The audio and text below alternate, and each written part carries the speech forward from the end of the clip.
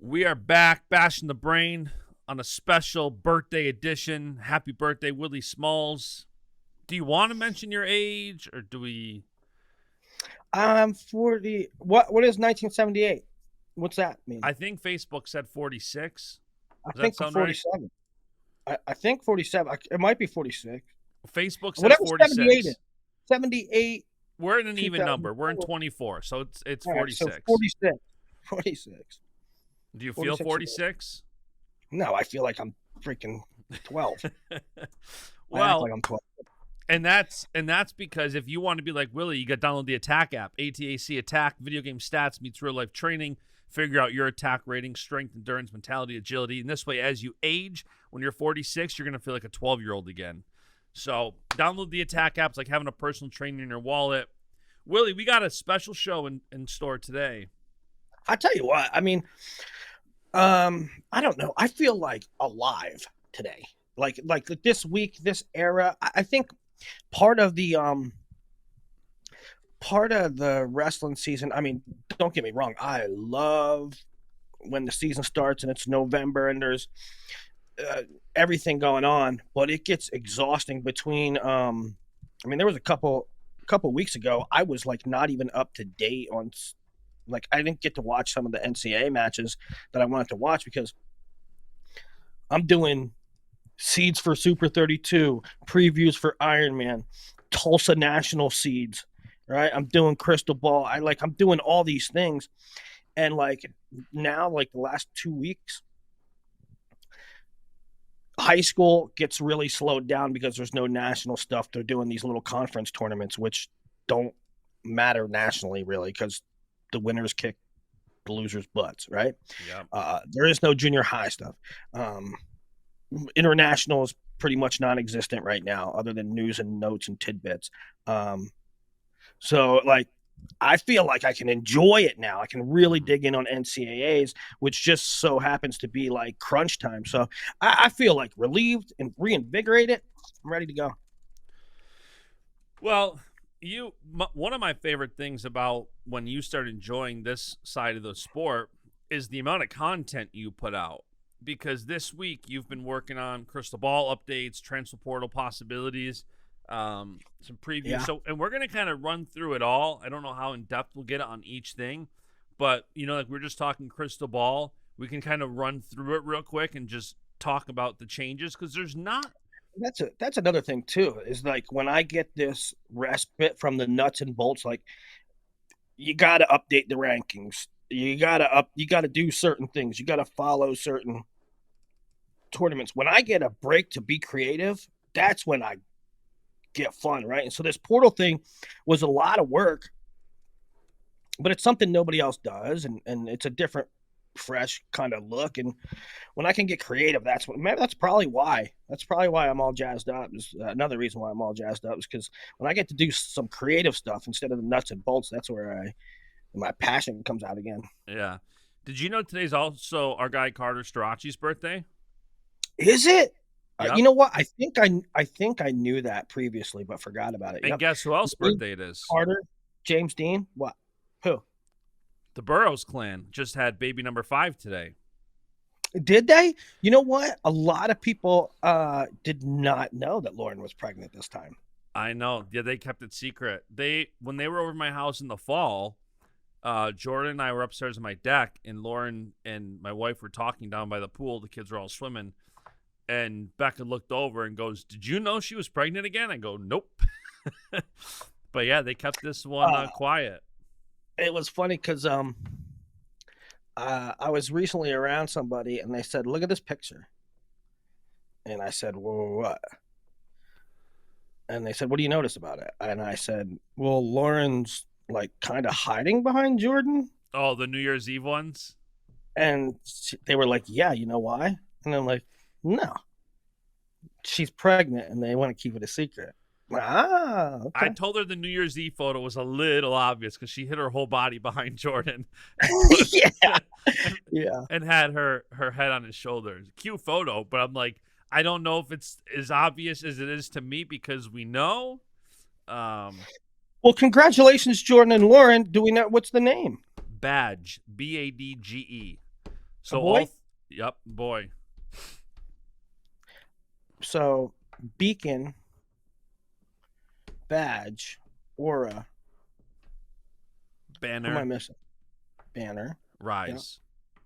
Yes. A I, clan of I 7. The Burrows clan of 7 now. They got to keep going. That's what Jordan told me. I'm like, dude, I think I'm done it too. And he's like, bro, now you're just getting started. They start taking care of each other now. No, listen. I I have zero, but I want everybody. I tell Snyder to have more, more, more. Have more. I love big families. If I had one, I'd have 12.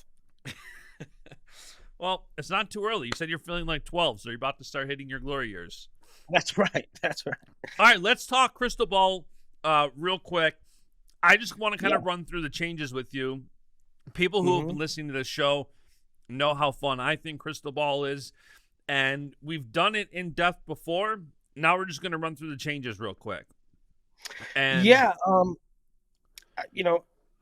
I had Ramos one last week. I have him, or 2 weeks ago. I have him one still. I moved Barnett from 4 to 2. I think 125 is insanely difficult to predict. Not only can everybody beat everybody, but when they do, it's often by a takedown or less. Matt Ramos beat Drake by one takedown, and Davis beat DiAugustino. DiAugustino beat Ayala. You have new faces with Davis and Stanich in there, and then you have the 12th year senior McKee coming back, looking strong, and so it's a very chaotic weight. And it's after they came out, somebody posted on a message board the crystal ball things. The Penn State guys were discussing them on BWI. And somebody said, I just can't have Davis that high. I just can't see Davis. I don't have any confidence in Braden Davis being 4. And I responded, I said, look, it's a valid opinion, but who do you have? I mean, how can you have confidence in any of these guys? Yeah, it's one of those things where, it's like, does it seem high? I don't know. And number one, like, and this is one of the reasons we're not going to spend too much time on crystal ball. Like, Braden Davis, Drake Ayala, you're 3-4, wrestle Friday night.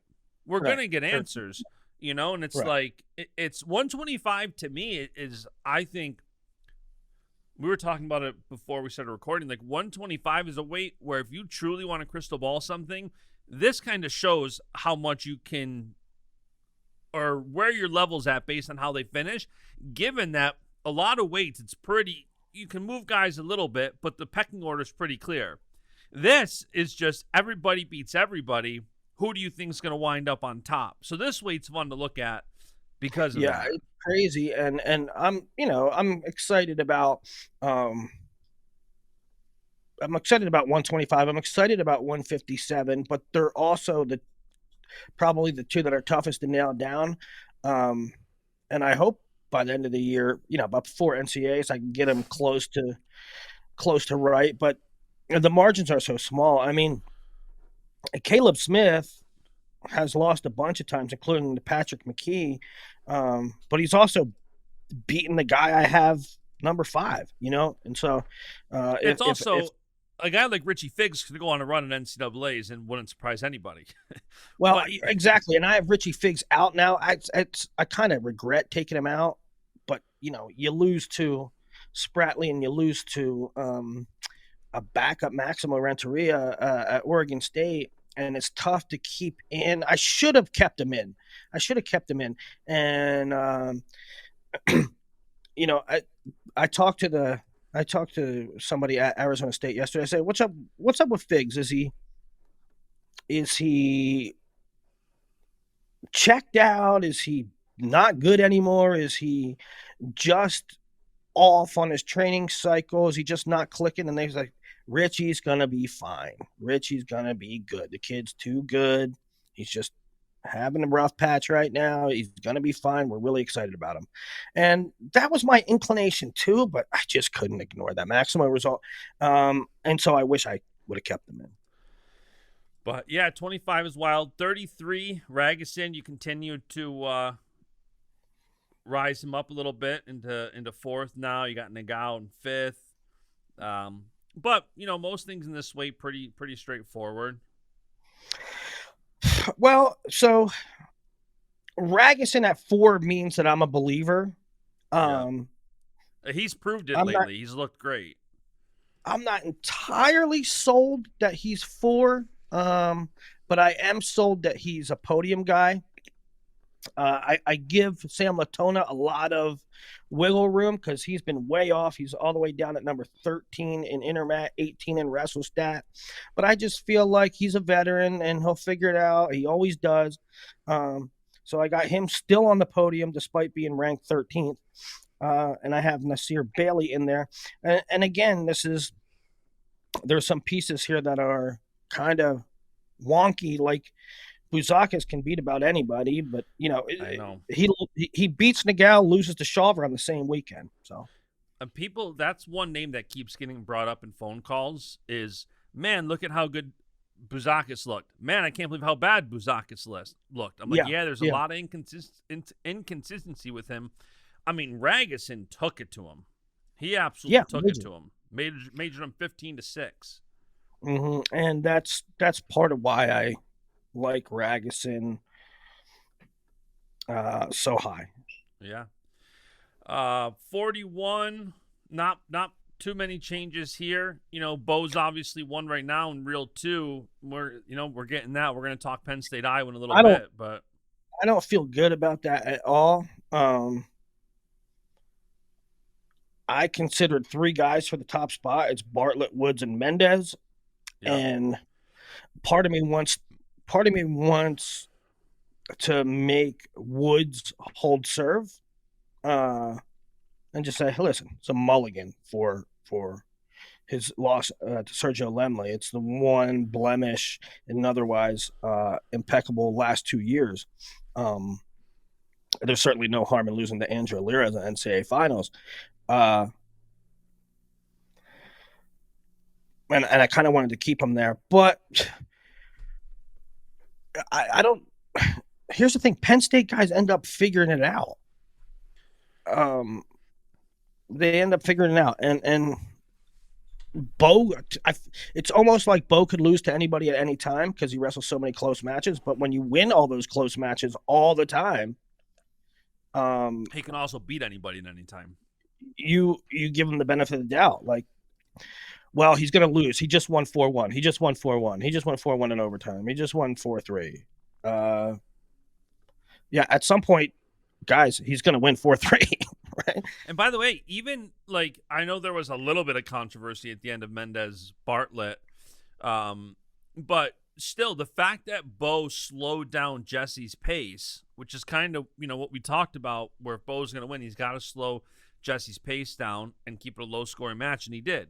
So I think Bo continues to deliver. We're going to talk Bo real in a little bit here, I'm sure. But I mean, I think one thing that gets lost, and I don't know, it's not pretty. It's not like something you write home about. It's not something like you put a poster on your wall about. But Bo doesn't get taken down. Yeah. I mean, I don't know, take him down. 49, not a lot of movement, but big one this weekend with Rich Lovett Gomez. As much as the Iowa Penn State duel is kind of the talk of the town, the biggest matchup of the weekend might be Ridge and Gomez. Ridge, the highest, well, he was a runner-up. He's the highest placer of all these guys previously, but Gomez did win the head-to-head before. So it's really interesting. It's a battle for the number 1 spot. And I think that duel before or after Penn State? Because I believe that's tomorrow night also on Big Ten Network, right? It is. It's tomorrow night. Man, another great Friday night of wrestling. Yeah, it's before Penn State, Iowa. Penn State, Iowa is at 9 p.m. Nebraska, Michigan is at 7. So So 7 and 9. It's two great duels. So yeah, not much movement at 49. You do have Kasich AAing, which I like. Yeah, I sort of have them in buckets there. One bucket that I think Kasich, Waters, Swiderski is kind of a bucket, right? Yeah. I have Waters in, even though Swiderski just beat him. I feel like they're on the same tier. So yeah. And then let's take a look at 57 real quick. Interesting here. Now I moved Meyer up to number 1. He's now my pick. I'm kind of throwing out the CKLV losses. Here's the problem with 57 is dynamic. Nobody other than Levi has a clean record. I mean, Teamer lost to Chittum. P-Rob went on a 4-match losing streak. Franek lost to Blockus and Luan. Teamer also just lost to Isaiah Crosby 20-6. No. That's wrong. No, he beat him 26. I'm thinking of the other way around. Never mind. Yeah. Yeah, he looked really good last outing. And also when I talked to Arizona State, they're feeling really good about him as well. He looks like he's getting healthy again. Well, what they told me was that Caleb Larkin in the room has been very, very helpful to Jacory. And I said, in what way? And they said, Caleb doesn't stop attacking ever. And so it makes Jacory's pace go up. And so they're feeling really bullish on Jacory. And for those listening who maybe forgot, Caleb Larkin just won the Bill Farrell a couple months ago, which punched his ticket to the Olympic trials in 2 months. And he looked damn good doing it. Yep. So the problem with Meyer, he is an uber talent. And I mean, I think best pure wrestler one-on-one at this weight class, between skill, technique, arsenal, bag of tricks, mat awareness, wrestling IQ. I think Meyer's the best. Where my caveat is he sometimes gets rattled. If he's okay between the ears, if he's confident and he can string matches together, and that's kind of a cop-out because it's always, can you string matches together? Yeah. But if he doesn't worry about who his next opponent is and he just goes out and does his thing, I think he's the superior wrestler. What I worry about is him getting stuck in the headlights, which that's what happened at CKLV, guys. I mean, I don't know how much I have to explain that, but he is better than Trevor Chumbley. Okay. He is better than, I don't know who else he lost to, Daniel Cardenas. He's better. I make excuses for the kids. My analysis is he got rattled. Listen, it's a very important topic. I mean, I've been talking to the wrestling mindset guys a lot lately on the Basch Solutions side of things. And, the more I understand their business model and how they're helping wrestlers with things like that, you almost don't realize where the difference that mindset makes with some of these wrestlers, because we just see physical performance often.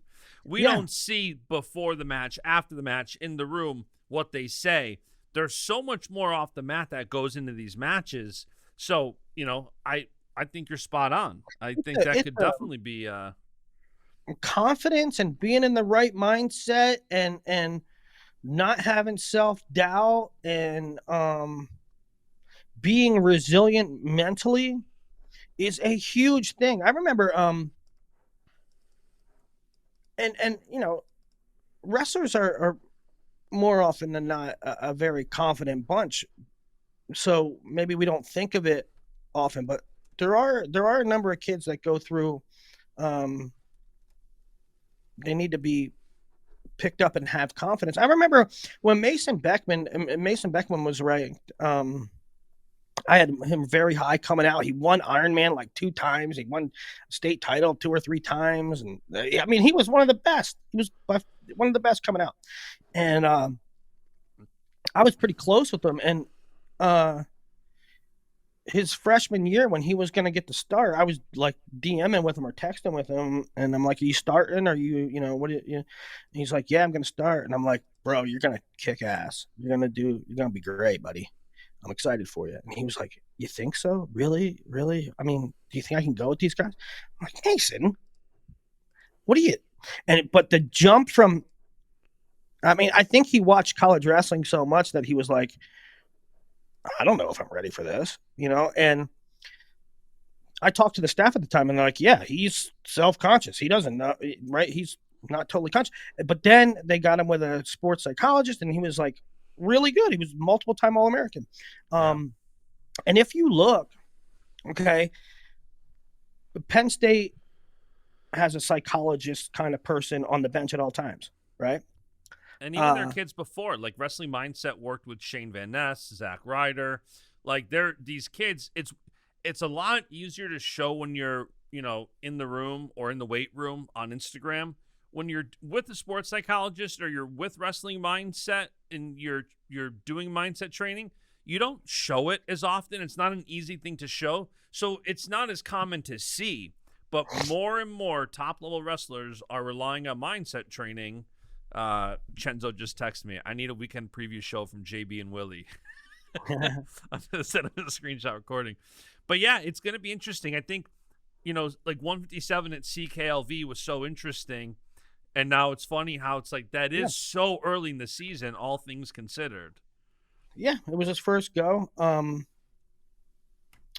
Lehigh has had sports psychologist. Penn State has a sports psychologist. If you look now, look at the matches on Big Ten Network, and you'll see a tall guy on the bench, at Michigan's bench. His name's Dr. Jared Spencer. He's a buddy of mine, and he is now the mental preparation sports psychologist for Michigan. He's from Lehigh Valley. A lot of schools are implementing that. Yeah, I love it. Yeah, shout out Wrestling Mindset. If you need help, go to WrestlingMindset.com. I love what they're doing. I'm all about those guys. All right, 65. 65. Can I ask a question that I texted you? Yeah. Because this is the time of year where football is over, and when I have downtime, I look at rankings and think seeds and hypothetical semis matches and all that. And I tweeted this question. If Messenbrink goes undefeated, let's say he beats Caliendo Friday night, and let's say he beats Caliendo again and or Hamidi at Big Tens. That's his ceiling for what he can do as far as top 10 wins. He's not going to wrestle O'Toole. He's not going to wrestle Carr. He's not going to wrestle Ramirez. He's not going to wrestle Oljanik. So if he goes undefeated and beats Caliendo and Hamidi, what do you think his seed potential is? It's weird, right? Because O'Toole's Big 12, Carr's Big 12, Ramirez, EIWA. So the top guys he can hit are Hamidi and Caliendo, which sort of limit what you said, limits his ceiling. That being said, I don't know. I did an article on projected top number or top seeds, and it's going to be really hard for Messenbrink to get the one. Now, the Ramirez win does work. The Ramirez win over Carr does work in his favor. If Carr, I don't know. I don't know how O'Toole gets unseated from one unless... If O'Toole and Carr split matches, does an undefeated Messenbrink go one? That's Messenbrink's path. But I still think, they wrestle in a duel and they wrestle at Big 12s. So I don't know. I think if O'Toole wins last, it hurts Messenbrink. I think if Carr wins at Big 12s, it helps Messenbrink. It's going to be interesting. It's a tough call. It's hard to see through that. In the one of the big reasons I was thinking is that semis and the implications there, where let's say seats hold and you're looking at a potential O'Toole Messenbrink semi. That's a wild semi. Wild. I text Ben Askren yesterday. I said, "What are you going to do when O'Toole wrestles Mitch? If they wrestle?" He just responded, "Watch." I mean, well, that's got to be tough. That was my, like, Yanni and Nick Lee are both my guys. They're both Basch Solutions guys. And when they wrestled this weekend, I texted them both the night before, and I'm like, "Is there anything I can do to help you? Looking forward to tomorrow, seeing you compete." And then after, it's like, you're going to be really bummed for one guy, and you're going to be really excited for the other. Yeah. Yeah. Each weight, and again, I'll keep repeating it. I tweeted that this is one of the most fascinating seasons I've ever seen, and each weight is fascinating for different reasons. 25's chaotic. 133, you got 2 world medalists plus a freshman that beat one of them.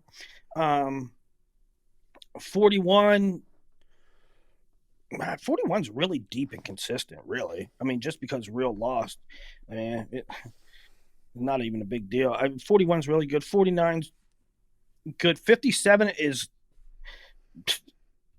dealer's choice, really. I mean, all these guys have lost except for Levi, who wins close all the time. And 65, you have, you think you have this tier right now of O'Toole, Carr, Messenbrink, but Ramirez has beat Carr. Olesnik has beat Hamidi. There's not much certain there. There's enough curiosity to make it really interesting. Yeah. 74, not much going on. I mean, Starocki rules the roost. Mackay, I feel like, he's been wrestling. Mackay's been wrestling, but kind of like not high-profile matches. He hasn't had many giant head-to-heads recently, and so he's kind of a little off the radar, so to speak. Shane Griffith, I was ready to bury him in the mid-pack, and he just looked phenomenal. So I feel like Sugar Shane's really back. Yeah. I agree. So that's 174. Matt Olgin is up. I feel like Rocco Welsh, the freshman Rocco Welsh and Braden Thompson are wrestling pretty well. They're interesting.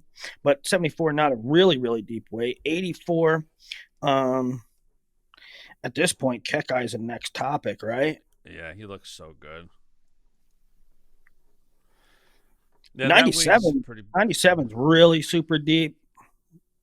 And I've been pretty much steadfast on this order. Brooks, Hidley, Buchanan, although I did have Elam up there earlier. Beard, Cardenas, Elam, Sloan, Jackson, Smith. And I feel like that's pretty locked in. There's a couple other guys I could sneak in there, but I feel like it's a very steady group. And then heavyweight, Kirkfleet. We don't get Bastida Hendrickson in a duel, but we will get him at Big 12s, along with Elam, who's undefeated. Yeah, so that's Crystal Ball in a nutshell. Go to Willie's Rokfin, rokfin.com/Matt Scouts, and you can go through them. All right, you want to talk your portal article? Yeah, let's talk the portal article. I had to do when I'm telling you, I'm talking to a bunch of these coaches. A lot of it had to do with Crystal Ball because, the portal is a pretty sensitive subject in that I'm gonna write about guys. I'm gonna write about guys that A, are in a logjam, B, that I've heard rumors about that are looking for portals or paydays or both. C, that are just pure speculation and everybody's talking about it. Like, Northern Iowa got wind that I was putting Parker Keckeisen in um, the portal article, and they texted me, so I called them, and they were like, why are you writing that Kekaisen's gonna? Well, they didn't get wind. I tweeted it, right? I tweeted it. And they're like, why are you putting in that Kekaisen's going to be in? If you say that, then people are going to try to poach him. And I said, hold on, guys, let me read you what I wrote. I said, Doug, let me read you what I wrote. And I wrote, I said, well, let me read it real quick. Probability unlikely. This is another one of those. Everyone is speculating things I feel I need to address. Kekkaisen has been fed significant offers before and turned them all down. UNI has a great culture, and Parker's a loyal guy. So it's unlikely that this speculation is true. And Doug was like, well, okay, that's cool. That's super cool. That's entirely different than I thought the direction that you were going. I thought you were suggesting he was getting in, that he should get in, that there was a big payday for him. I said, no. I said, it's just everybody's talking about it. Everybody's talking about, ooh, Parker could graduate and get in and get a big payday. Starocki could get a big payday. This guy. And so some of the guys, and it was a really fun article, but I had to talk to a lot of coaches and put out fires before I, posted the article. Because it's sensitive. They don't want their guys being poached. They don't want to wake up and read an article that's news to them, right? And so some situations it was. And it's an unfortunate truth is that I'm hearing that certain guys are entering portal and their coaches don't even know about it. Some are just strictly speculation based on log jams. And it probably doesn't sit great with the coaches, but the fact of the matter is, Zach Redding, Kevin Dresser doesn't want to lose that guy. That dude's great in the room. He's a great member of their team. I have no idea if he's looking to portal. I wrote in there that it's total speculation, but you're really talented. You made the blood round last year. And the 30 on your roster, you're a backup. The 33 is a freshman. The 41 is a sophomore. The 49 is a sophomore. The 57 is a freshman. You can either transfer, beat one of them out, or accept that you're a role player. And I'm sure that Iowa doesn't like that I listed Patrick Kennedy.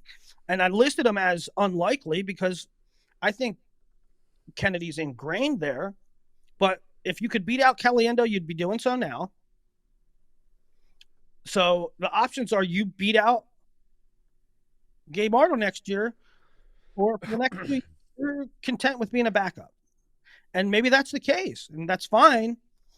But it's a logical thing to think maybe Zach Redding or Patrick Kennedy or Terrell Barraclaw or Seth Shumate.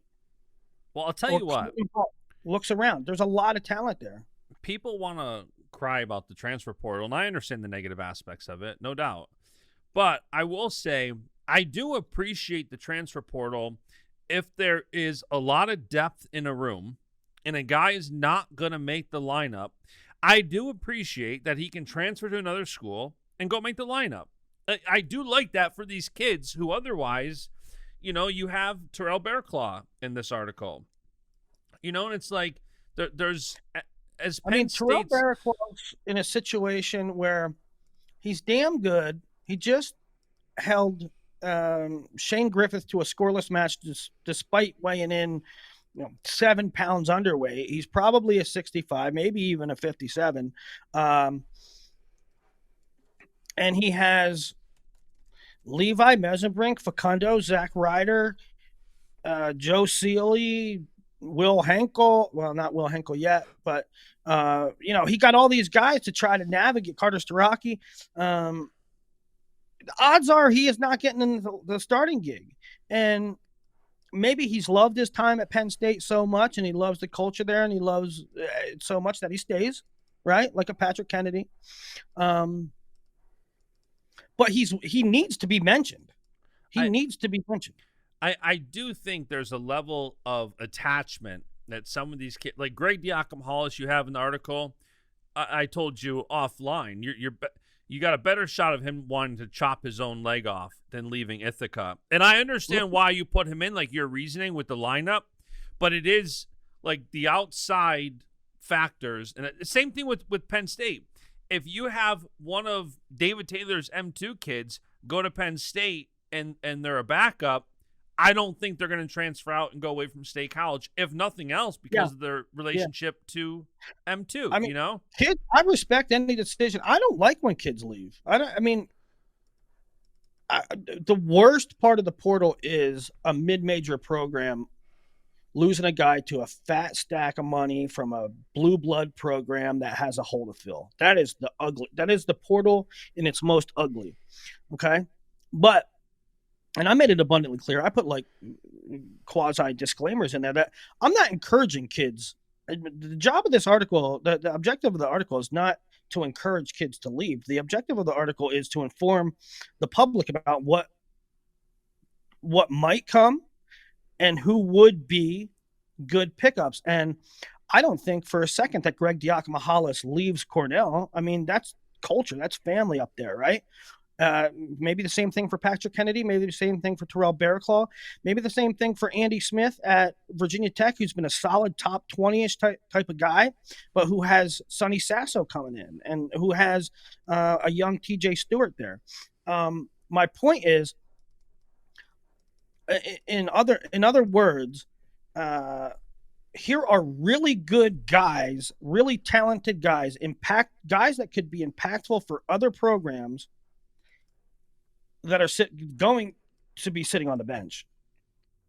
It also, even this article is also valuable for fans because I think your gauge is probably pretty good on what's more likely and unlikely. So if you are worried somebody might leave your school where you're a fan, or if you want to get somebody, it's nice to kind of see where somebody's thinking, hey, how likely or unlikely do you think this is?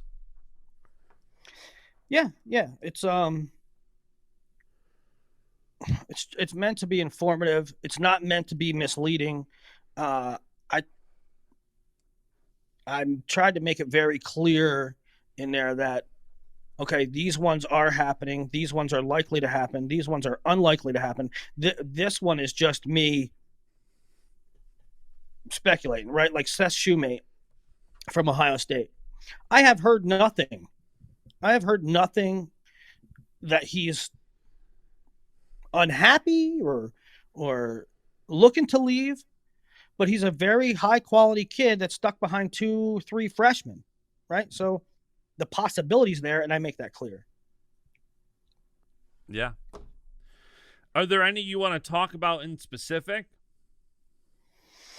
No,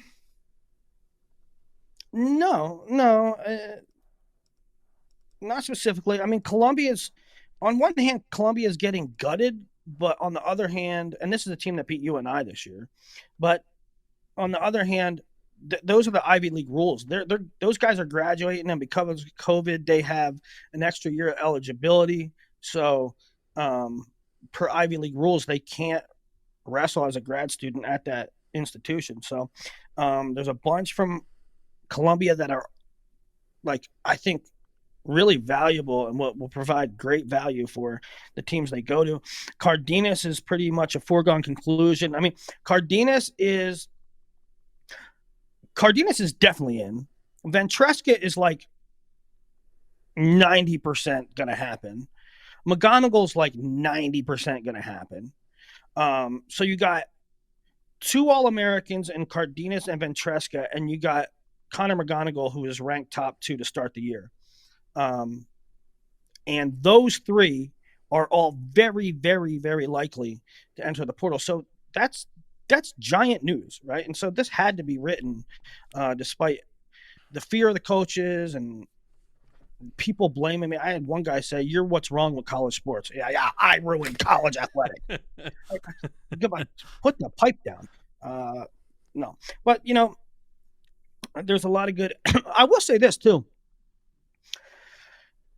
I tweeted out that I was doing this article. I called a lot of coaches to confirm or to calm down or to, frankly, just be courteous, right? And say, hey, listen, I'm writing this article. No offense, I'm including this kid. So I feel very relieved that I did my due diligence, and you know, um, I didn't. I tried not to catch people off guard. Uh, but it had to be written, You and said the bidding's already began for Cardenas. the bidding has begun for Cardenas. And well, Cardenas put himself in the portal a while ago, so for him it's legal. Now there's other guys going around getting offers. I'm getting texts right now. I'm getting texts right now and screenshots, literally as we're doing the show, of guys I put on this list that are not in the portal, and other programs are contacting them. They are not in the portal. This is illegal. It's happening right now. I got it on my phone. Yeah, I've gotten screenshots too. It's not Okay. just. And by the way, for the people who say, why don't you put it out? Because I'm not going to throw the wrestlers under the bus who, just because they show it to me, does not mean it's public. Yeah. So, but one thing that was interesting, I think listeners of the show will appreciate or find interesting, is that when I talked to all these coaches, because I wanted to do my due diligence, a lot of things came up. One thing that was noticeable: a ton of programs are looking for 165s. A ton. That caught me off guard.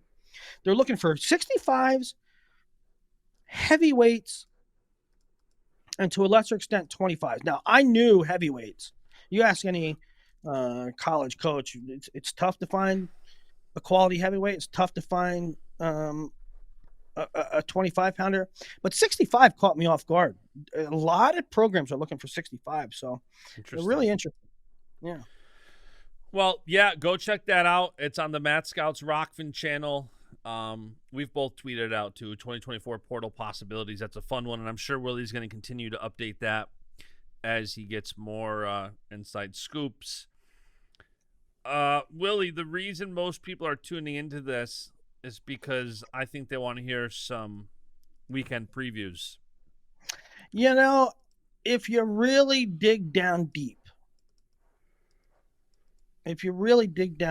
you can, and you're really passionate about wrestling, you will make anything interesting.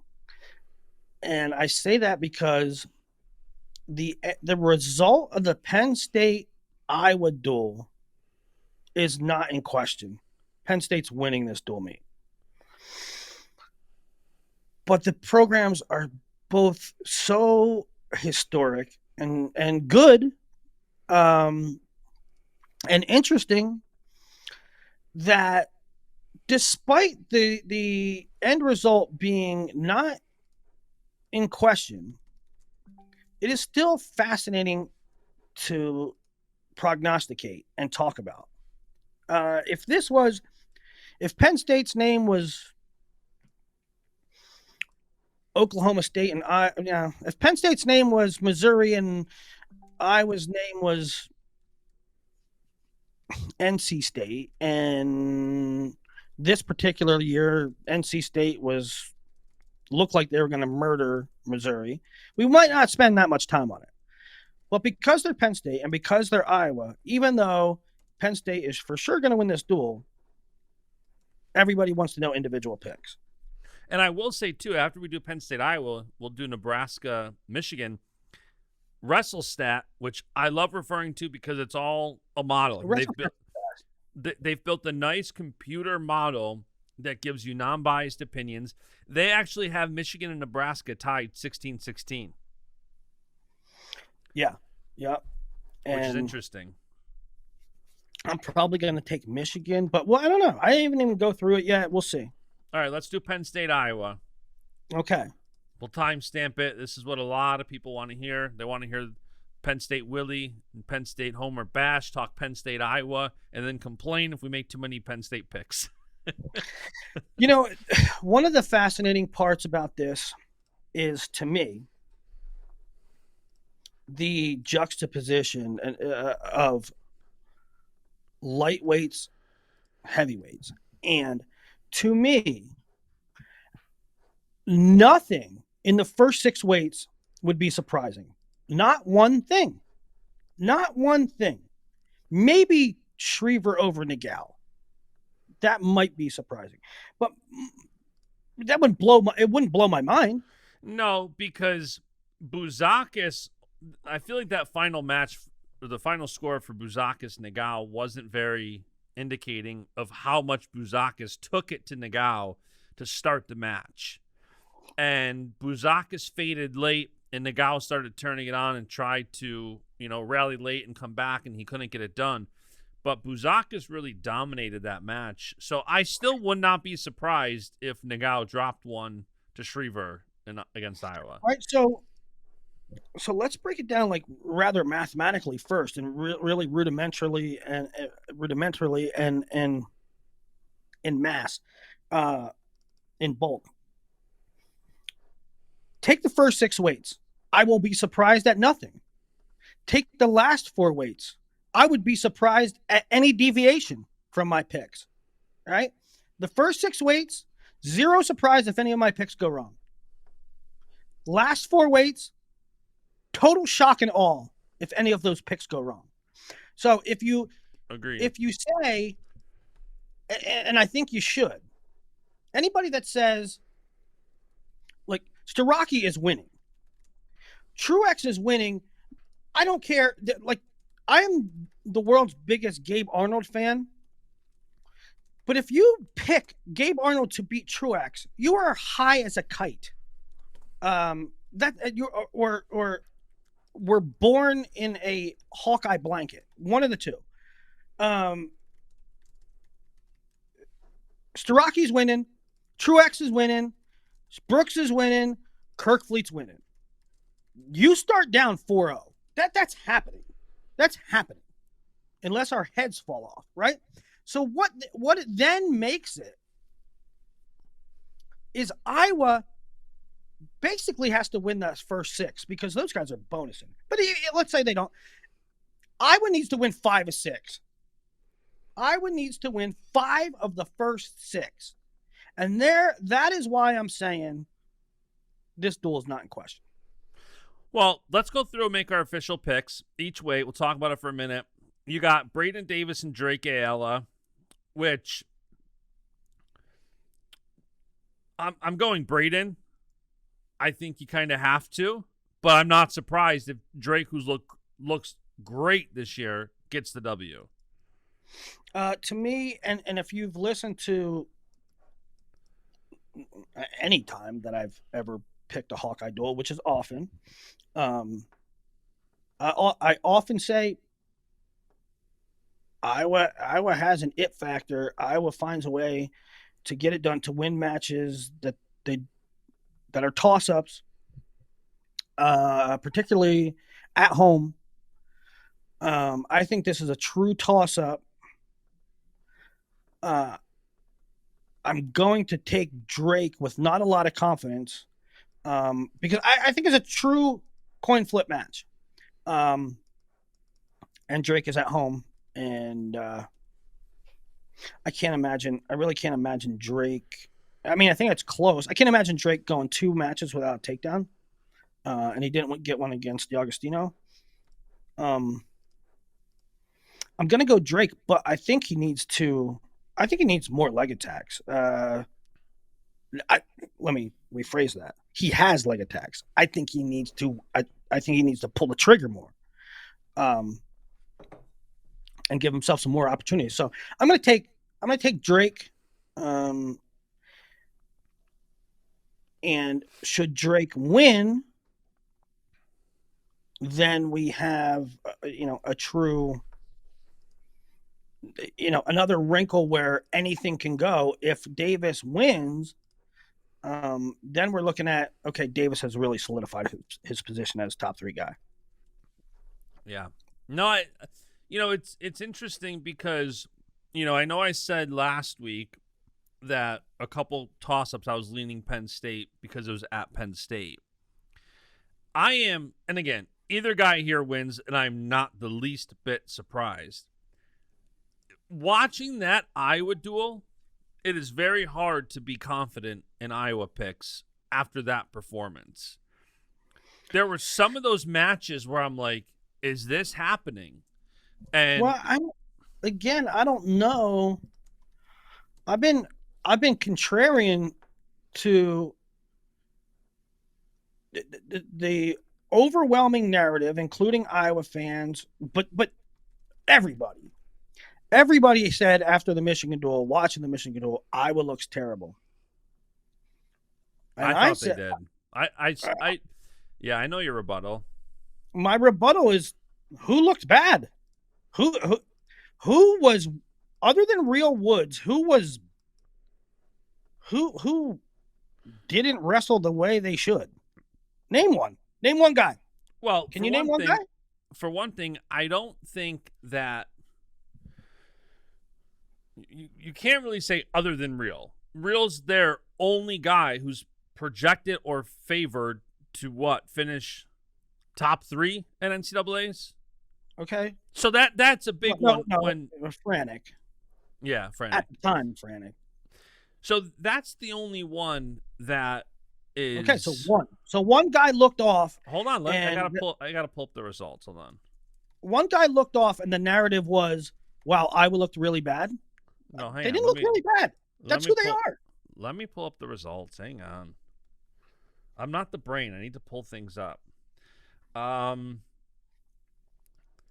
Drake Ayala only scoring 1 point. That's not great for Drake, who's looked great all year.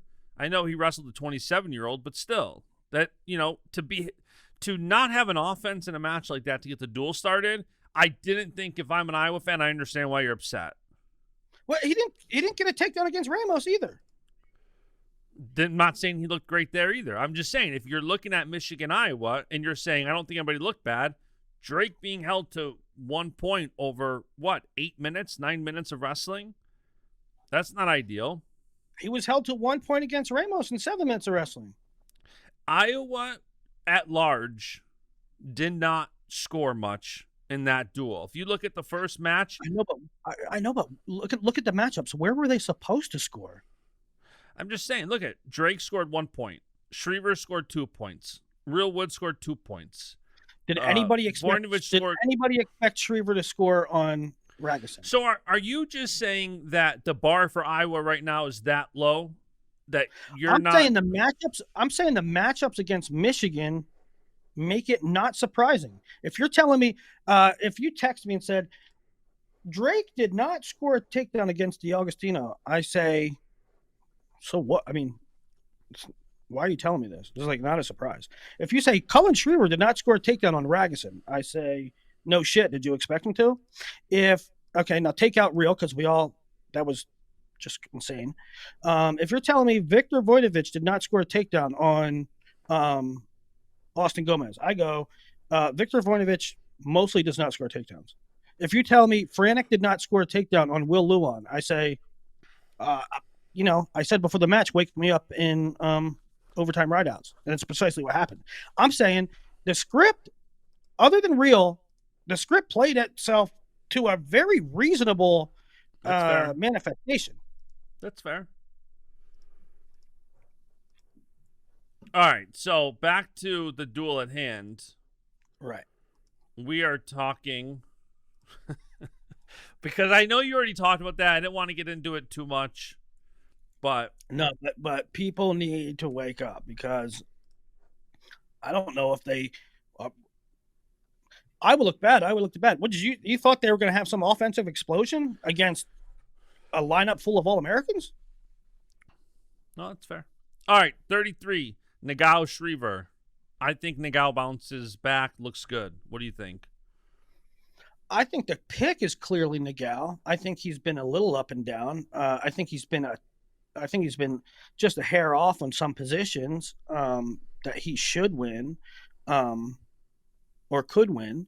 I think the pick is clearly Nagao. based on their body of work. However, I don't think an upset is out of the realm of possibility. I mean, but again, if Schriever would somehow pull this off, surprised, but not, oh my God, this is insane. So I will go split. I will go Iowa 3 at 125, Nagel win at 133, 3-3 going to 41. Nagao has struggled with top 10 opponents this year. In his last 7 or so matches, he lost to Buzakis, Ragusin, and Crookham. That seems to be where he has not been able to beat those top guys. So I think he bounces back here. Yep, Schriever currently number 20 on Intermat, number 28 in WrestleStat. Nagel 6 on Intermat, 7 on WrestleStat. And I agree wholeheartedly. When you're wrestling top 10 guys, the minutia, the critical situations is what determines if you get your hand raised or you lose. And I don't think it comes down to those fine details in this particular matchup. I don't know that Nagel will cruise to a win, but I think will win. Yeah, no, I agree. All right, so 41. Match of the night. I know you think Gomez Lovett is maybe the match of the weekend. I think it's Real and Bo. For me, this is. I think both these guys, if you look at this matchup, there's been, Bo wins those close matches, and like you said, Real kind of deserves a mulligan. It's almost like the narrative more so is Real is expected to win here. You think Real is expected to win? I think if you look at, like, for example, you saying that Woods deserves a mulligan for the loss last week. Yeah. Bo's winning a lot of close matches. I think when was the last time Real lost 2 matches in a row? Well, when is the last time Real lost 1 match? He was undefeated all last year. He lost in NCAA finals on a big move to start the match. Real Woods has become about as consistent as you can get. And then he goes out and he gets put on his back twice, scores 0 points, tries a Kimura. One of these things is not like the other. You take Real's last 30 matches and compare it to those 7 minutes in Michigan. And what does that tell you? Also, I forgot. What does it tell you? Hold on. Rhetorical. Our guy, J-Rod, wanted a tidbit for the show. Drake Ayala has not lost 2 matches in a row. Yeah. Excluding a medical forfeit where somewhere that happened, but. That's why the brain picked him. Actually, is that true? Did he not lose 2 in a row at NCAAs his freshman year? Let's look. Hope J-Rod's stat isn't wrong. Let's see. I'm not doubting J-Rod. J-Rod's a good dude. He went 1-2, so no, he did not lose. I don't know. He lost to Fabian Gutierrez, beat Joe Manchio, and lost to Jacob Camacho. NCAA is his true freshman year. All right, that's beside the point, though. Yeah, that's not him never losing 2 matches in a row is not going to mean anything on Friday night. Look, at Iowa fans are down bad, man. they're and I picked them, so who cares? Back to my question. What was your question? I forgot. My question was, Real Woods. Look at Real Woods' last 30, 40 matches over the past year and a half, 2 years. Yep. Then look at those 7 minutes in Michigan where he scored 0 points, was put on his back twice. What do you think that means?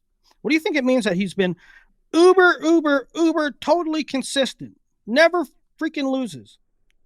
And then last week, he's put on his back twice, scores 0 points to a true freshman. What do you think that means? One of my conversations with Chenzo about Real Woods is that sometimes when you wrestle a lot of close matches, something like this can happen. That's fair, but not. Listen, I have all the respect in the world, Sergio Lemley. He could be the next big thing, but you don't wrestle the way Real Woods wrestled, and then for a year and a half, and then wrestle a true freshman when your team needs you in a big spot and look like that. The answer to the question is he ain't right. Yeah, He ain't right. If that's The answer to the question is he's not right now. Okay, physically, and for that reason, I'm taking Bo Bartlett. I think Real Woods Bartlett is an edge, in the very slightest edge. Real Woods under normal circumstances. If Real Woods beat Sergio Lemley 7-2 last week, which is a totally responsible pick, which is totally plausible scenario. If Real Woods beat Sergio Lemley last week 7-2, who's your pick in this duel? You're picking Real Woods. He didn't look close to himself. I'll give you that. And so, for that reason, under normal circumstances, it would be slight edge to Real, right? He beat Bartlett last year like 4-1. In normal circumstances, slight edge to Real. After we saw one 7-minute match, it's enough to tell me Real is not 100%. I will take Bo Bartlett, and we'll see what we get. I don't know. Maybe Real is now healthy, but last week he wasn't. I am curious about your 49 pick here because last week, I believe you picked D'Amelio over Kasich. Kasich goes out, wins 7-1. I thought he looked good.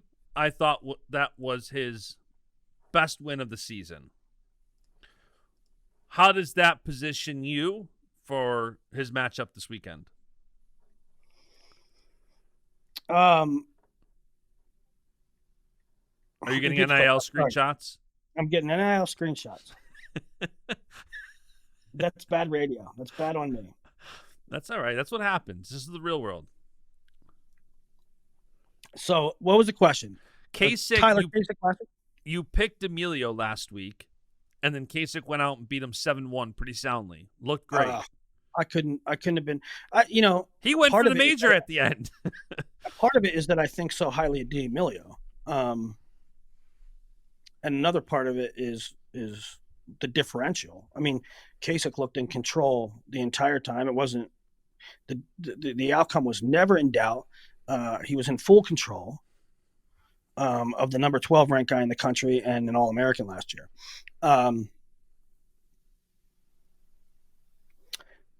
Again, I said now here's my concern for Kasich in this match. Kasich literally made 141 this year. All right?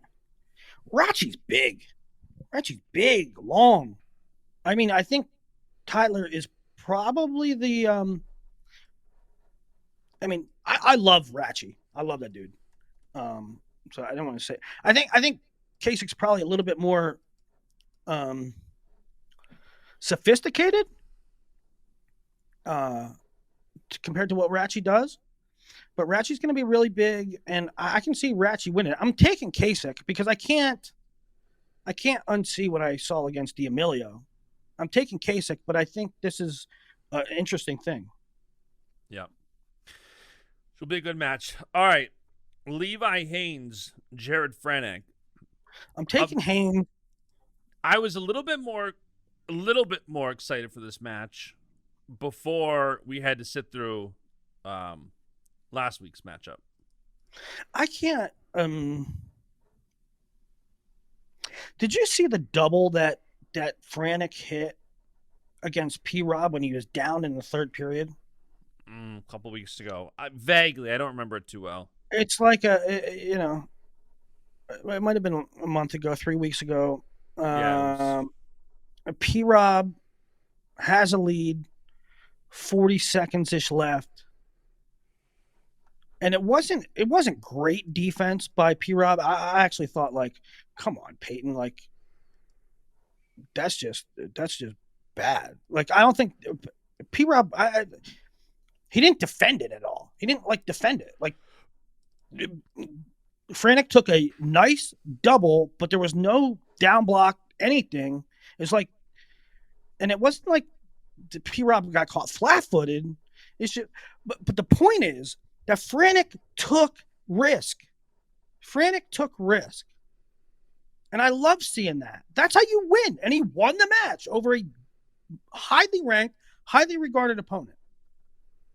Against Luan, zero risk. And so if we're going off recency and we're going off, his last match, I cannot see a scenario. No, I cannot. It's not that I can't see a scenario.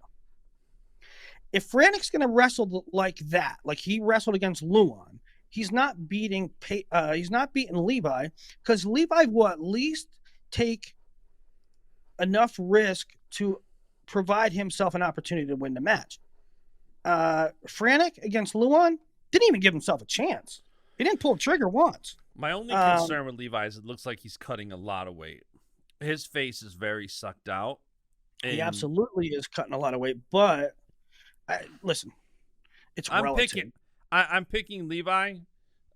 If I had any doubt, that's basically where the doubt is. Is if you don't have a great weight cut, or if your weight isn't great, and a guy like Franek who does take risk shows up, could be a very different match. But I'm picking Levi. I see Levi 4-2. Again, Franek winning, 4-2, 4-3 would not surprise me. I just think that, the person that wins wrestling matches gives themselves the most opportunities in scoring positions. And frankly, Jared just doesn't give himself those opportunities, and didn't last week. Yeah.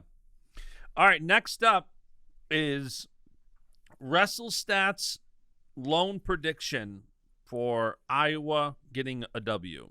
Stop. It is Michael Caliendo over Mitchell Messenbrink as where Iowa gets 3 points. I don't know how their model gets to that. They're both 3-0 versus common opponents. And Messenbrink, so against those same opponents, Messenbrink has a major tech, and Caliendo has decision. So yeah, I know, but I throw that out. I'm going Messenbrink. I think Messenbrink his momentum is rolling. That train is on the tracks, headed towards Kansas City. I don't know. I'm going Messenbrink here. How do you pick against Messenbrink right now? Yeah, I mean, listen.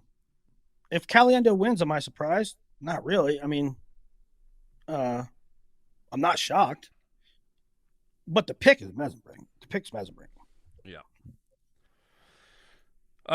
Carter, Patrick Kennedy. He talked about this a little bit as we were starting to talk about the duel. Carter, Patrick Kennedy, stop.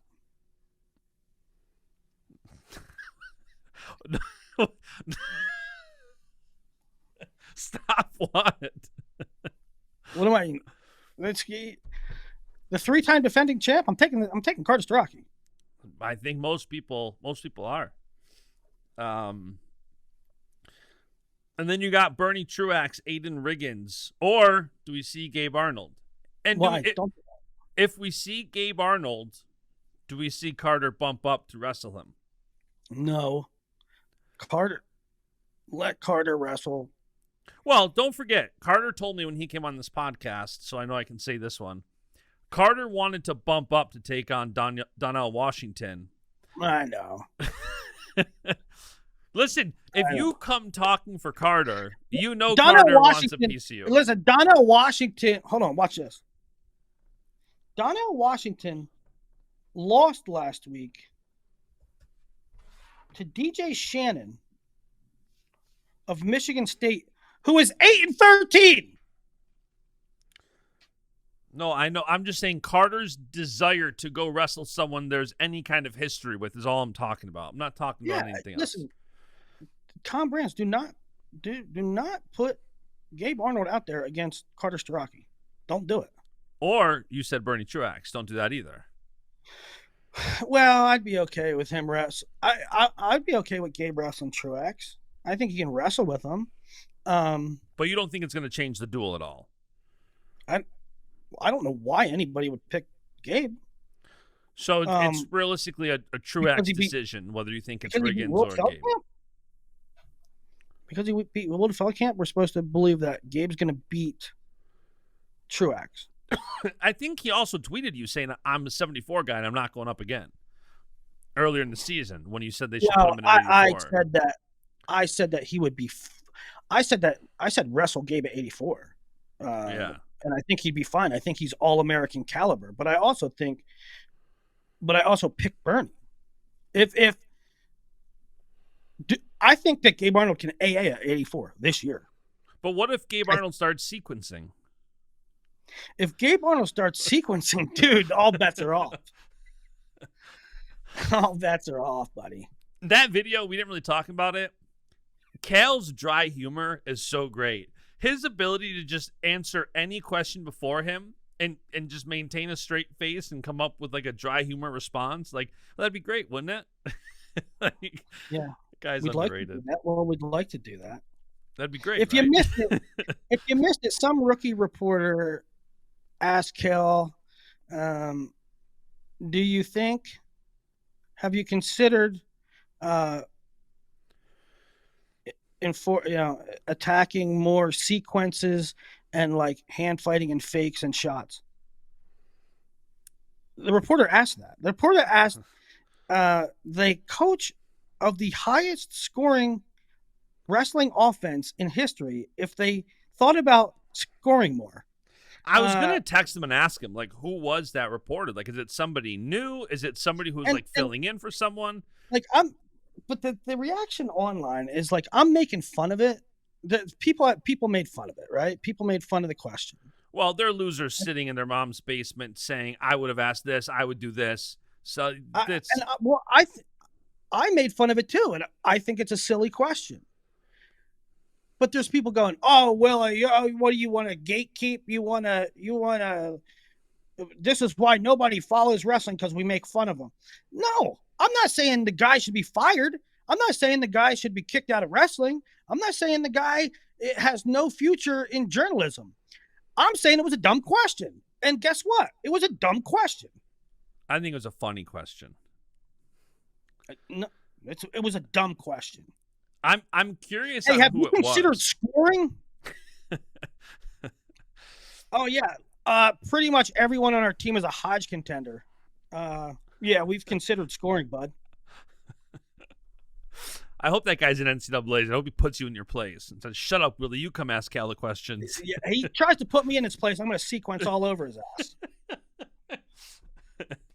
Oh man! Hey, at least you gotta give it to him. At least the Penn State reporters are asking the questions, where there was a lot of people crying that the Iowa reporters weren't doing their job after the Ferrari incident, including yourself. No.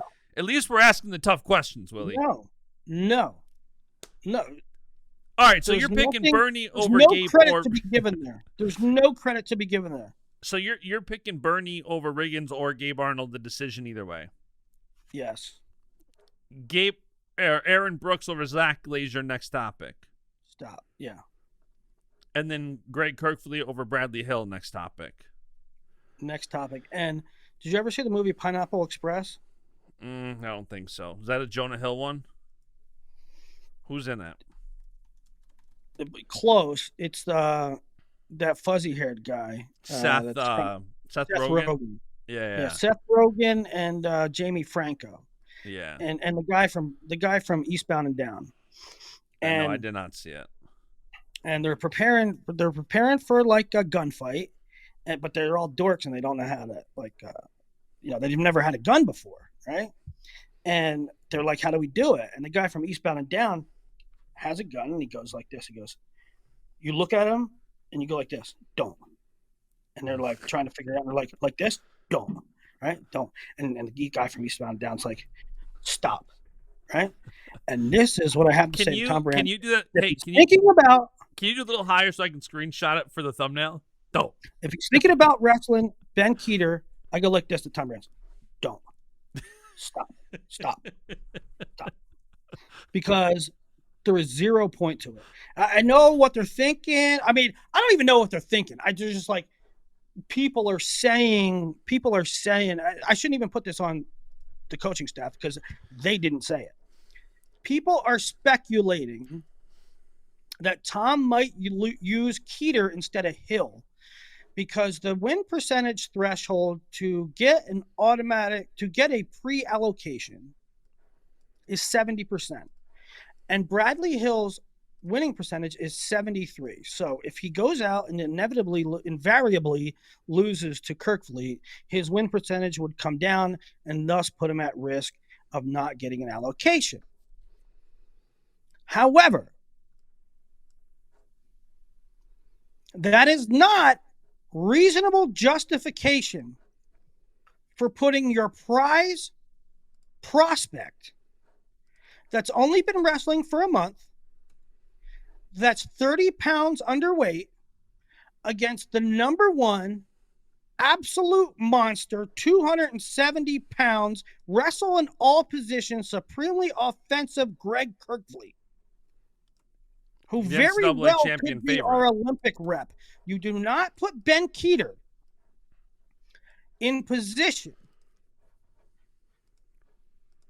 to ruin his confidence against the guy he's going to have to see next year at a time when he's undersized and underprepared, so that you can increase the likelihood of Bradley Hill qualifying for NCAAs where he will score a maximum of 0.5 points. So what you're saying is make the graphic now, Cal Sanderson getting his 200th win for Penn State Friday night in Carver Hawkeye. Well, if you have to put it like that, yeah. Make the graphic. By the way, we didn't really talk senior level much, but the Nittany Lion Wrestling Club having 4 1 seeds out of the 6 Olympic weights is bananas. Yeah, and I, for one, think that Kirkfleet's going to be our heavyweight. How many of the men's freestyle Olympic team is from the NLWC? Right now, 5. That's wild. But, I mean, listen, I'm not putting any cart before the horse. It's the Olympic trial. Can you give me crazy odds NLWC has the whole team? Let's work on the odds. Somebody on Twitter, give us odds. Sacco, bro, give us odds. Sacco, give us the odds. NLWC to have 6. Well, who? I don't think they're going to have 6. Who's going to be 57? Tom, I mean. Listen, I'm not saying it's happening. I'm saying what are the odds? If you gave 9 months ago, I would have said yes, Gilman. I mean, I'm Gilman all the way, but the weight cut was too bad for him at Final X. I mean, I'd pick him if I had any confidence the weight cut was going to be okay for him.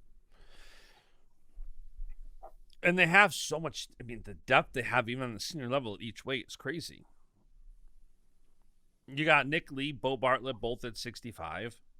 You got Zane Messenbrink, Nolf, Facundo, maybe Strachey at 74.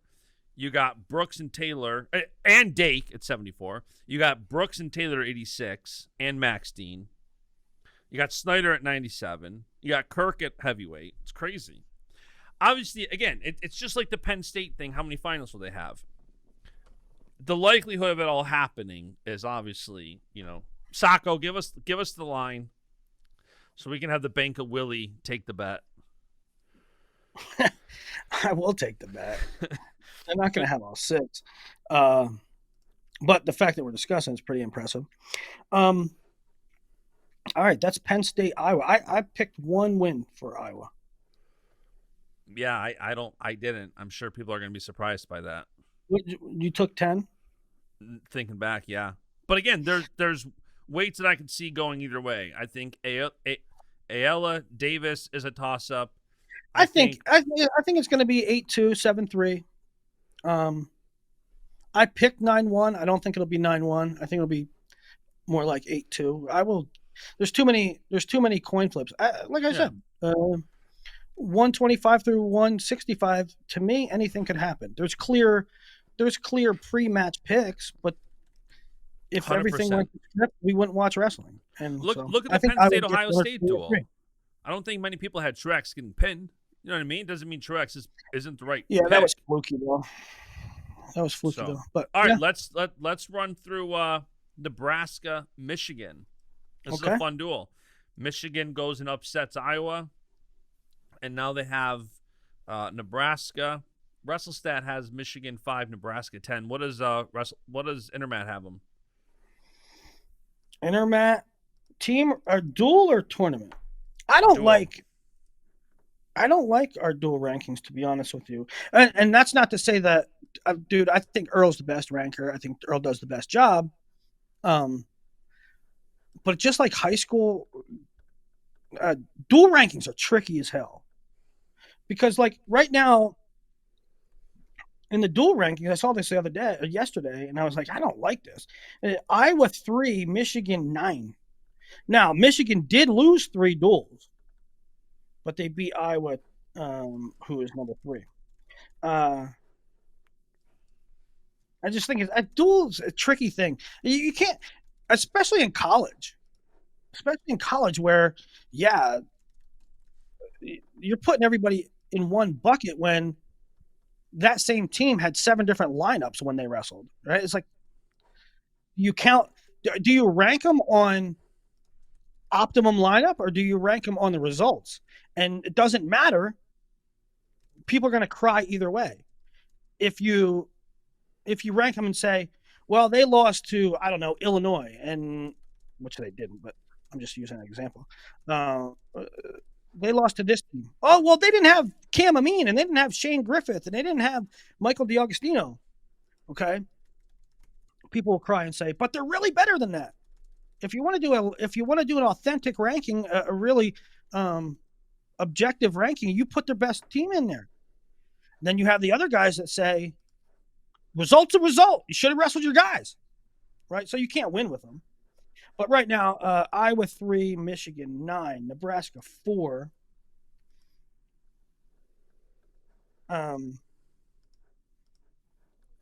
look. All right, let's go through. You got Caleb Smith, Michael DiAgostino to start the duel off. I'm going Caleb Smith. You're going Caleb Smith. Now, Caleb Smith has dropped a bunch, including to Patrick McKee and Drake Ayala, who DiAgostino beat. DiAgostino beat Ayala 2-1 overtime. Smith lost to Ayala 7-3.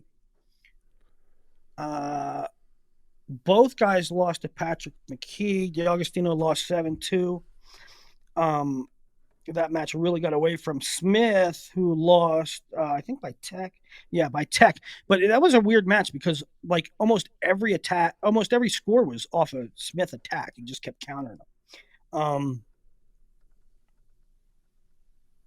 Both guys lost to Volk. Now, Caleb beat DiAgostino 5-2 in Vegas. He also beat Matt Ramos in Vegas. Yeah, how about that? I mean, he beat DiAgostino, who beat Ayala, and he beat the number 1 guy in the country, Matt Ramos, and he's still like ranked 12th or something like that, because of the nature of 125 this year. I'm going to go DiAgostino. Although Caleb Smith won their previous match this year, I'm going to go DiAgostino. I think he's been really stingy. He's kind of getting more dialed in. Okay. Next up, we got Dylan Ragusin against Jacob Van D. Give me Ragusin here. Yeah, I'm taking Ragusin. I really like Van D. I really like him. But at this juncture, he's wrestling half matches. That's my analysis on Jacob Van D. He goes out, he gets the first takedown on Teskey. Teskey comes back, gets a takedown later, loses the match. He goes out last week, looks phenomenal. He's like up like 6-1-ish, 5-1 Madrigal, who's not great. Van D finds a way to lose the match in the second half. He's wrestled half matches. So give me Ragusin. And if Van D doesn't wrestle a full 7 minutes, Ragusin's going to make him pay late. So I don't think it's a major, but give me 6-0 Michigan after 2. Brock Hardy, Sergio Lemley. This will be a good one. Hardy. It's hard to pick against Sergio Lemley after the win that he had last week, but no, it's not. For me it is. I mean, he looked about as good as anyone can look. Yeah, against the one-legged Real Woods. Be that as it may. I love Sergio Lemley. All on the Sergio Lemley train. Let's pump the brakes a bit. I'll pump the brakes if he loses this weekend. How about that? Give me Lemley until he loses. Recency bias out the wazoo with that one.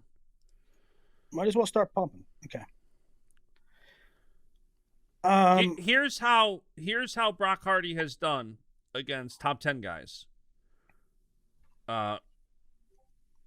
Lost to Real Woods, lost to Cale Happel, lost to Cale Happel again, lost to Jesse Mendez, lost to Tegan Jameson, who's not.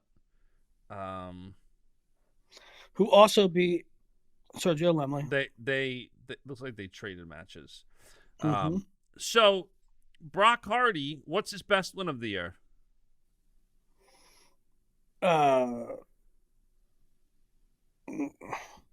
He beat number 1 in the country, Bo Bartlett, last year. Okay, this year, what's his best win? He beat Cale Happel, who beat him twice this year. By the way, Brock Hardy led in both those Cale Happel matches that he lost. Well, how much you want to bet on it? I mean, you're really pushing in on this one. You want to bet on this one? Yeah, I'm down. 20. We can't bet. That's bad. I'm taking Hardy. You want to take Sergio? Take him. We will bet the first round at whatever the next tournament we are at together is. I got Lemley here. Bet a beer. All right. Okay. I got Hardy. I got 6-3 Michigan. Okay. 49, Lovett Gomez. Who the hell knows? But I think this is a really interesting match for a couple reasons. Number one, Ridge really hasn't been tested. It's been an odd year, an odd schedule for him. He had a close one with Caleb Henson in December 5th or something like that, right? And ever since, nobody's come close to him. And I can tell you, he feels as if everybody shuts down against him. He gets frustrated that people do not wrestle him. Now, make no mistake about it, Austin Gomez is going to wrestle him. Austin Gomez is going to be fearless. Yep. Which could result in big plays for Austin, or it could result in someone finally wrestling Ridge and Ridge getting his wish and having opportunities to score against somebody. That being said, it's a wild match to predict because anything Austin Gomez is wild. Okay? Austin is comfortable in big bear hug, double overs, double under type stuff, but Ridge won 7,000 Fargo titles in Greco. And Ridge is comfortable there too. So if they get in those upper body 50-50 Cento / bull type situations, anything can go, and who the hell is going to predict that, right? It's like, right. Fit. That's why they call them 50-50 positions. I can't speak with any confidence in who's going to win this match, but I will say giant advantage Ridge in riding. I think therefore, when Ridge Lovett is 19-0 on the year with a 68% bonus rate. This one's pretty black and white. Can Gomez throw him and win this match? Absolutely. Gomez is always in every single match he's in. It's why he's one of the few people who beat Yanni Diakomahalis, 4-time NCAA champ. Yeah. But I think you got to go with the undefeated number 1 Ridge to win. And if Gomez Gomez is going to go out there and he is going to let it fly, and that's why people love watching him. So if he could get a win here, wouldn't be that surprised. Yeah. Yeah. I mean, But the pick this is is Ridge.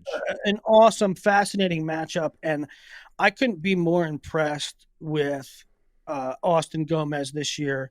Not only his win-loss ledger, but how he lets it fly. He enjoys it in a world of sixth-year seniors that are mercenaries that transfer and go through the motions and really just like, yeah, I'll win 2-1 until it's time to go at Big Tens or conference tournament. In a world full of that, Austin Gomez he enjoys wrestling, and I couldn't be more impressed with him. I think it's a toss-up match. I like Ridge's mat wrestling a little bit more, and I'm going to go that with not a lot of confidence. At this point, 6-6, tied up. Okay. Peyton Robb against Will Luan. Before the year, this would have been a very easy Peyton Robb pick for me. But you had Peyton Robb just drop 4 in a row. He just picked up a win against Illinois. Joe Roberts, he won 10-1. But where is Peyton Robb? It's hard to say. My confidence in him right now is low. This is what's your thoughts on this one?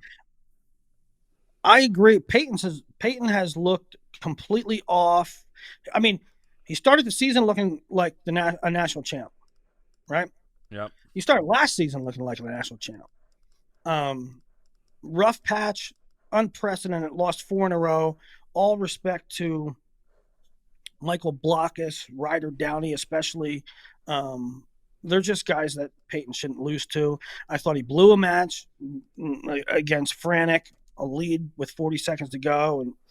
And all that being said, wrestlers do go through rough patches sometimes. And I think the best version of Peyton, it depends what version of Peyton we get. The best version of Peyton, you pick all day against Will Luan, number 1.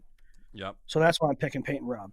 Number 2, it is very difficult for me to see how Will Luan wins a match when he doesn't shoot ever. So he could certainly get a counter of some sort. He could get a reversal at the end of a period. He could go into rideouts and win the rideouts. But I will pick the guy that shoots more often, and that's Peyton Robb. Yeah, and Peyton Robb did just beat him 8-2, which is exactly how I think I would see this match going. He beat him 8-2 at CKLV. That was before he had a little bit of this, slump he's in. So I'll go Peyton Robb. I think he's the better wrestler. My confidence isn't very high given how he's looked as of late. Yeah, so I got 9-6, first 2 to Michigan, next 3 to Nebraska. Then we get to 165, Cam Amin and Charles Taylor. Cam Amin has not looked great. And it's kind of a old vet versus young pup here. But I'm a believer. I think Cam Amin's tougher than nails, and I think he was I know he was really under the weather for a long time. And I think he bounces back here, gets the win for his team, and ties it up at 6. Ties it up at 9. Yeah, I'll take Cam Amin in this one. Shane Griffith, I think this is sort of a next topic one. I'll go Shane. I kind of want to tinker with Major. Number 1, because Shane just majored. That's what WrestleStat has it, 10-2. Shane just majored Kennedy, and Bubba also is very active. So it's not like one of those guys that's like, Shane could have an 8-2 lead, and it's not one of those situations where it's going to be hard to major him because Bubba's just trying to survive. But Bubba will keep shooting. Yeah. So you know what? Give me a major here and 13-9 Michigan. Okay. And then we go to 184, Lenny Pinto, Jared Bullock. I kind of feel like this is a next topic one. Give me Pinto, 13-12. Same. Silas Allred over Rylan Rogers. Yeah, take Silas. Silas hasn't looked great this year, but neither has Rylan. Rylan's only 4-3. He's probably an 84-pounder. We talked earlier in the show about confidence, and frankly, that's what's going on with Silas. I mean, Silas beat a national champ last year twice. He was in it with 5-time All-American Jacob Warner. Silas is awesome, but Silas right now don't believe he's awesome, and so that's, I think, the issue there. If Silas can get right, there isn't too many guys he can't beat, and I think you have to take him over Ryland. So that's 15-13 Nebraska. Lucas Davison at heavyweight, the clear pick. Michigan takes a duel. Yeah. I don't disagree. That's that duel kind of winds out. Smith. You took Caleb Smith, so does that mean you have Nebraska winning? Or you took Lemley. Yeah, I took so Lemley. So itself out. So you have Michigan winning as well. Yeah, we just switched, I think, at 25 and 41. Yeah. But I was just going to say, what else do you have for this weekend? I haven't really looked at it too much yet. I'm going to look real quick. Let's see what the big ones are outside of Penn State, Iowa, outside of Michigan, Nebraska. I don't think there's a whole heck of a lot. What's going on in the Big 12? Northern Iowa wrestles Iowa State. So we could get Happel Etchemendia, which I think is a fantastic matchup. Who would you take there, Happel or Etchemendia? Etchemendia. He looks so dang strong. I couldn't be more impressed with either of them. Cal Happel looks great. Yeah. Cal Happel looks great. What's he on the year? He's 16-4. Lost to Mendez 4-2, which is a close loss.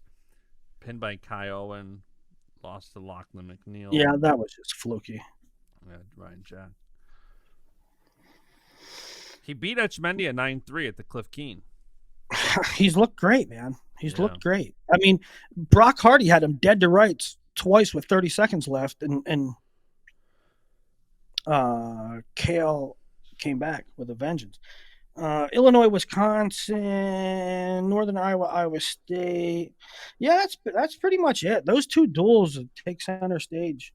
Cornell at Penn, that's not a bad one.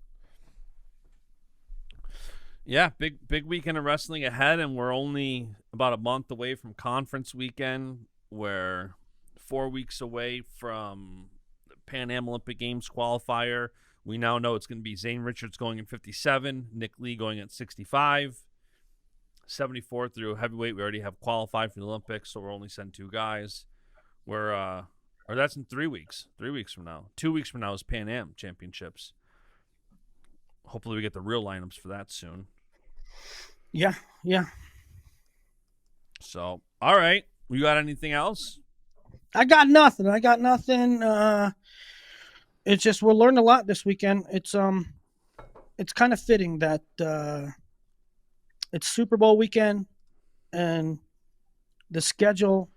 You know, you got Cornell, Penn, and you got Northern Iowa, Iowa State, but really it's a Super Bowl Friday too for us. So the big ones are on Friday.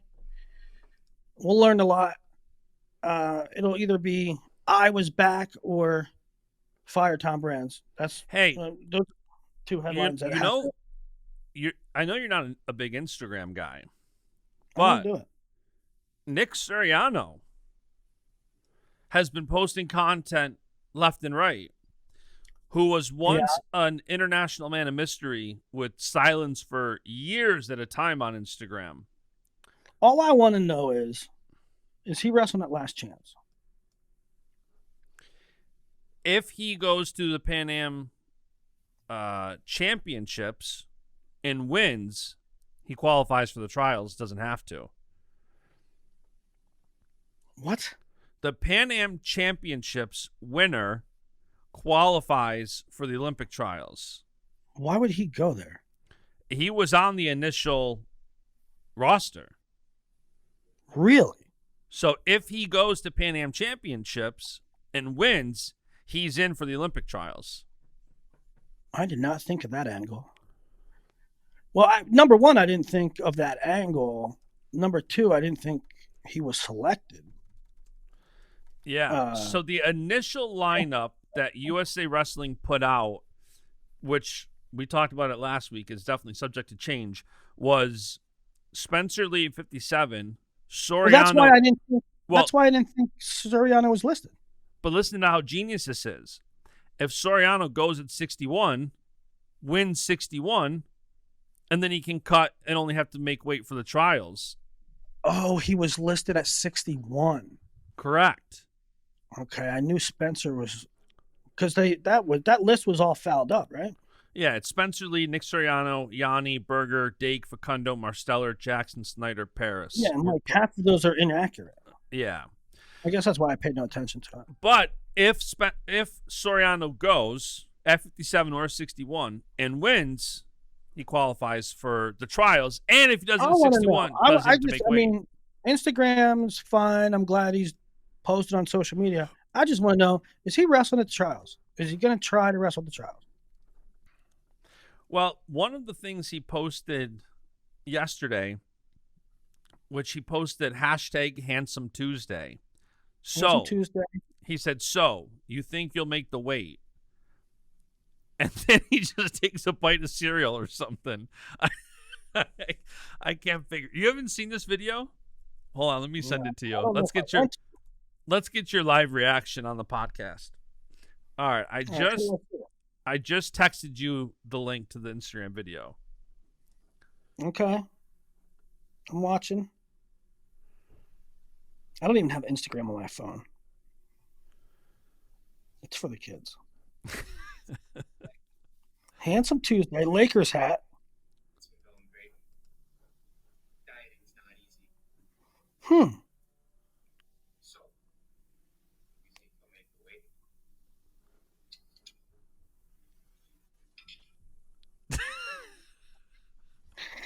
Hey, he'll make the weight. There's no way Nick Soriano will not make the weight. No, he's a warrior. He's small and he's a warrior. And hey, listen. And by the way, what he posted yesterday is U Medical Spa posted yesterday. Nick Soriano is spending some time with us at U Med Spa in preparations for the Pan Am Championships for Team USA. Oh, so like almost confirmed. So that seems pretty confirmed. Soriano to the Pan Ams, and that could be his way to. I love Nick Soriano, and I love his old man. They're crazy. They're both crazy, and I love them. But they're good. They're really good-hearted people. My frustration with Nick is you never know what the hell he's going to do. I know he's been active on social lately. That's my only thing with Nick. Love the kid. Just you don't know what he's going to do. You don't know what he's going to do. Well, 2 weeks from now, we could see him at Pan Am's, and he could qualify for the trials. Glad he's in the mix. I'm glad he's in the mix. So, Dayton has made a team. Vito has made a team. Well, I guess Spencer hasn't made a senior team. Gilman has made a team. I don't root for anybody. Everybody says, I have my favorites and I root for people. That is bullshit. I'm